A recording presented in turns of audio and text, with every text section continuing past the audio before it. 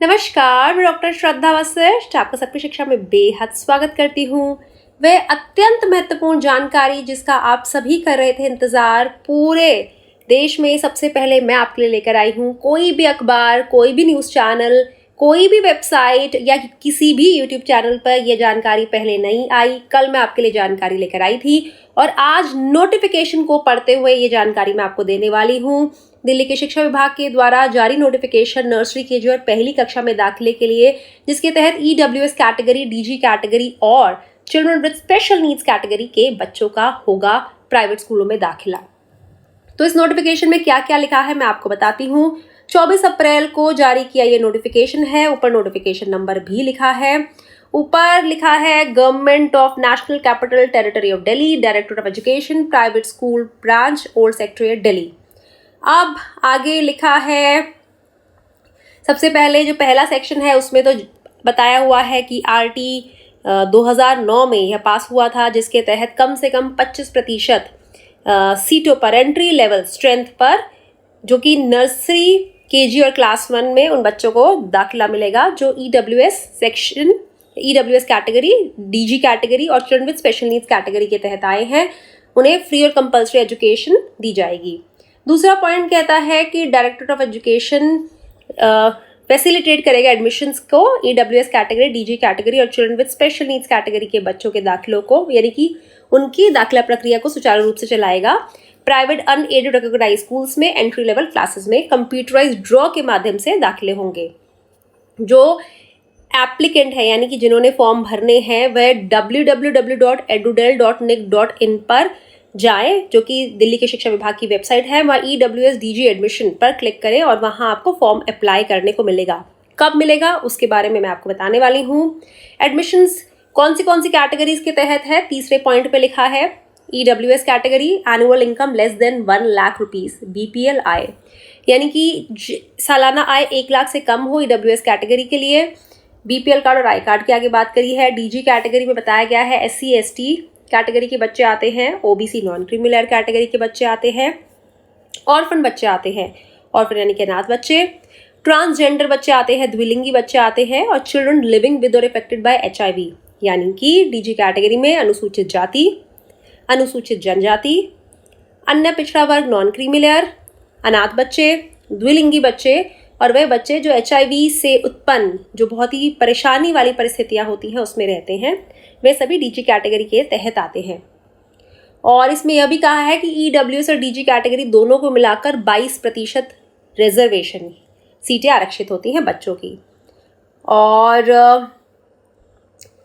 आगे children with special needs category की बात करी गई है। Children with special needs category के बच्चों को 3% सीटों पर उन्हें आरक्षण मिलता है, यानी कि 25 में से 3 चिल्ड्रन विद स्पेशल नीड्स यानी कि दिव्यांग बच्चों को, बाकी बची 22% ईडब्ल्यूएस और डीजी कैटेगरी के बच्चों को। अब चौथे पॉइंट में लिखा है कि दिल्ली का जो शिक्षा विभाग है उसने यह ऑनलाइन प्रोसेस जो है, इसकी जो प्रक्रिया की शुरुआत 16-17 से करी थी, 2016-17 से 18-19 में से आगे बढ़ाकर private unaided recognised schools RT act के तहत आगे इसका और संचालन करने लग गए थे।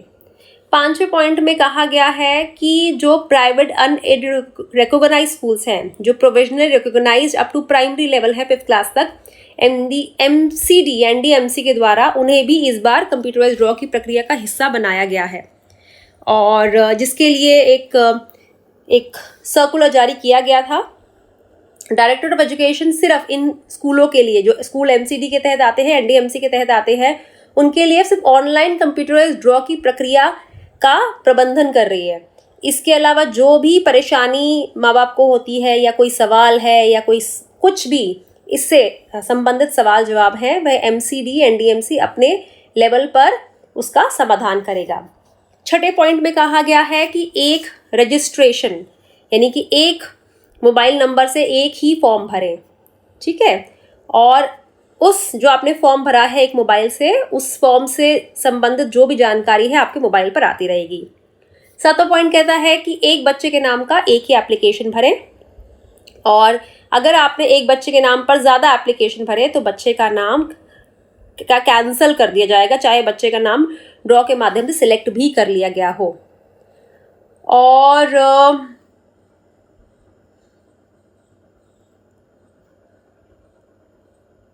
अगला यह भी कहा गया है कि बच्चों के आधार जो नंबर है वह अनिवार्य नहीं है दाखिले के लिए, इस EWS DG कैटेगरी के दाखिलों के लिए, लेकिन आधार नंबर ऑफ पेरेंट्स, माता पिता का या फिर लीगल गार्जियन, या फिर जो बच्चे का देखरेख करते हैं, जो बच्चे के लीगल गार्जियन हैं, उनकी दाखिले के लिए ज़रूरत पड़ेगी, वह मैंडेटरी है। यह पॉइंट 7 में लिखा गया है, मतलब कि बात साफ है, माता पिता का आधार कार्ड चाहिए। 8वां पॉइंट कहता है कि दाखिले के लिए केवल एक ही बार लाभ उठाया जा सकता है, यानी कि अगर कोई बच्चे का दाखिला EWS category, children with special needs category या फिर DG कैटेगरी के तहत किसी स्कूल में ऑलरेडी हुआ है, बच्चा ऑलरेडी पढ़ रहा है, तो दोबारा उस बच्चे के लिए अप्लाई मत करिए। मतलब कि आप में से बहुत से लोग होते हैं, जैसे कि इनके बच्चे का किसी स्कूल में नाम आ गया, वो स्कूल 15-20 किलोमीटर दूर है, तो कहते हैं चलो इस साल डाल देते हैं, अगले साल हम फिर से फॉर्म भर देंगे।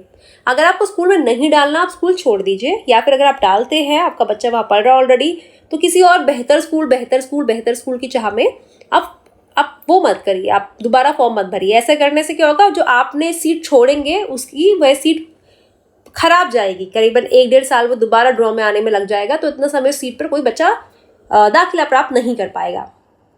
अब 9वां पॉइंट कहता है कि दाखिले से संबंधित तिथियां क्या हैं। तो फॉर्म निकल रहे हैं 30 अप्रैल को, 15 मई फॉर्म भरकर जमा करने की अंतिम तिथि है, और 20 मई को पहला कंप्यूटराइज ड्रॉ होगा, और उसी दिन पहली लिस्ट भी निकल जाती है, जिसकी जितनी जानकारी मुझे है।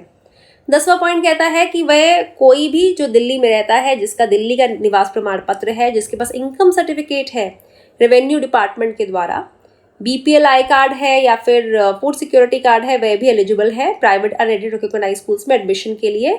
और ये जो मैं आपको बता रही हूँ, ये EWS कैटेगरी के लिए है, इकोनॉमिकली वीकर सेक्शन कैटेगरी के लिए।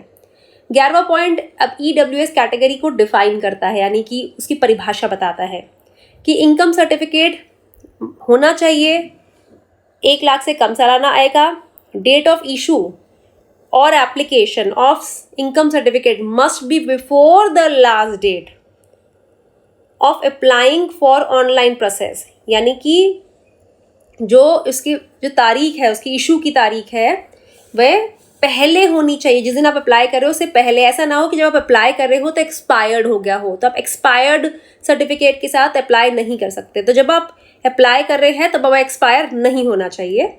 और जो जिनके पास BPL कार्ड है, आई कार्ड है, फूड सिक्योरिटी कार्ड है, वे भी एलिजिबल है EWS कैटेगरी के तहत दाखिला प्राप्त करने के लिए।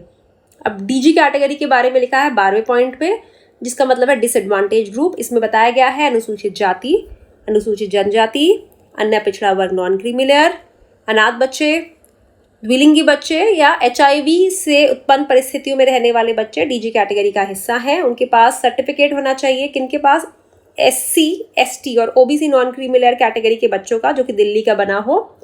और OBC कैटेगरी के लिए नॉन क्रीमी लेयर सर्टिफिकेट की ज़रूरत पड़ेगी।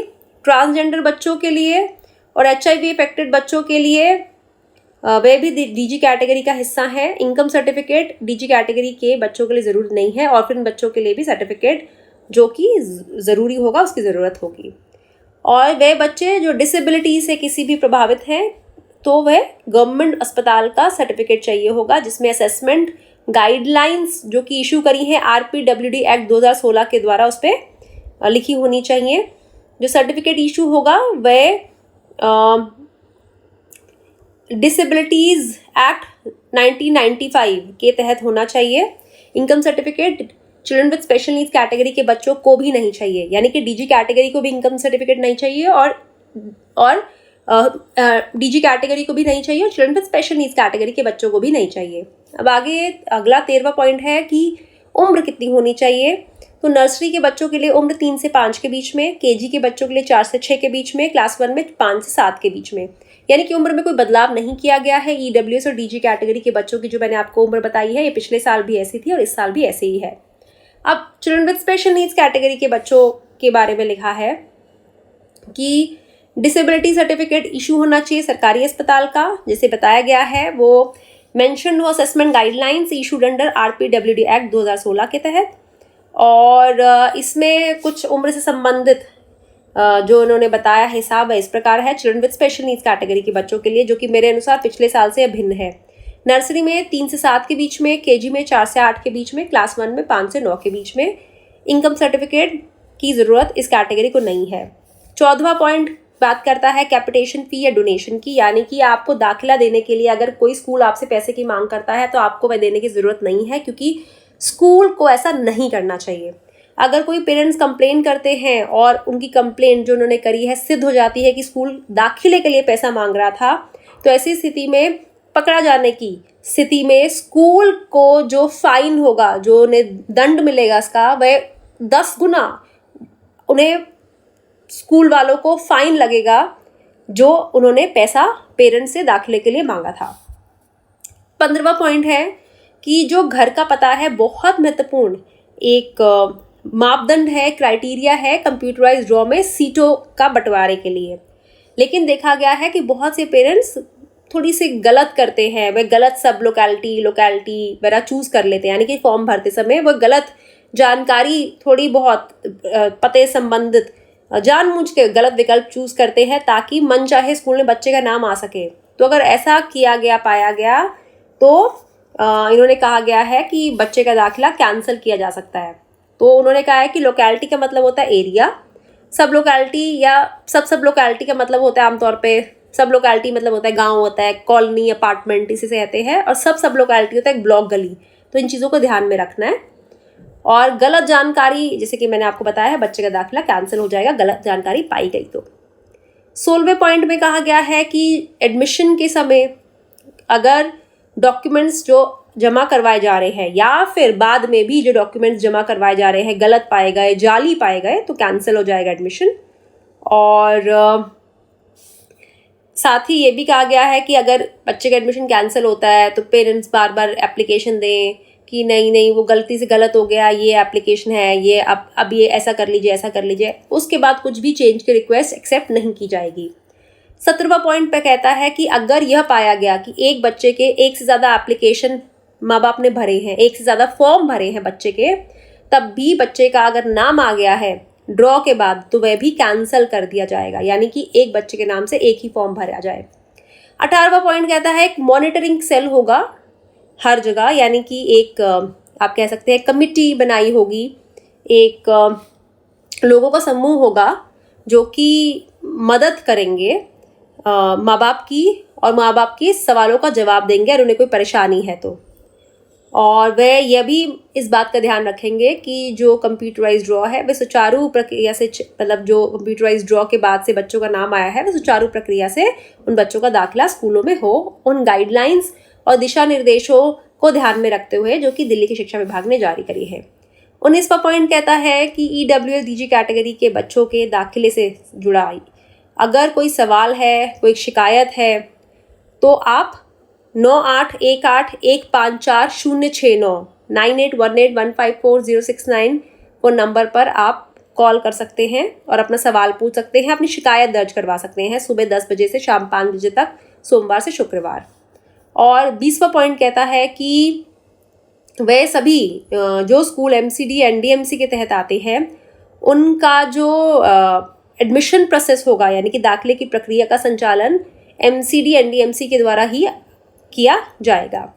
तो अगर जो ऊपर 20 पॉइंट बताए हैं, मैंने आपको एक एक पॉइंट पढ़कर बताया है, ये जो 20 पॉइंट बताए हैं, अगर ये पाया गया कि इन्हें गलत तरीके से फॉलो किया जा रहा है या फिर इन्हें नहीं माना जा रहा है, तो इसे बहुत ही संजीदगी से देखा जाएगा, बहुत सीरियसनेस के साथ इसे देखा जाएगा। और आगे ये जो ऑर्डर जिन्होंने सारे इशू करे हैं, पाटिल प्रांजल लहसन सिंह जी ने, जो कि IAS ऑफिसर है, जो कि एडिशनल डायरेक्टर एजुकेशन है दिल्ली के शिक्षा विभाग में, 24/4/2024 24 अप्रैल को यह जारी किया गया है।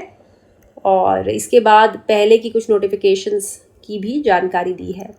तो मैंने आपको पूरा नोटिफिकेशन एक एक पॉइंट पढ़कर बताया है और उम्मीद करती हूँ आपने पूरा नोटिफिकेशन सुना है। नहीं भी सुना है तो फिर से इस वीडियो को देखिए, एक बार देखिए, 2 बार देखिए। जितने अच्छे तरीके से आप इस वीडियो को सुनेंगे उतने अच्छे तरीके से आपको EWS-DG कैटेगरी के नियमों का पता चलेगा। और हाँ, अगर आपने अभी तक सबकी शिक्षा को सब्सक्राइब नहीं करा तो अभी करिए, दाखिले की दृष्टि से बेहद बेहद महत्वपूर्ण समय है।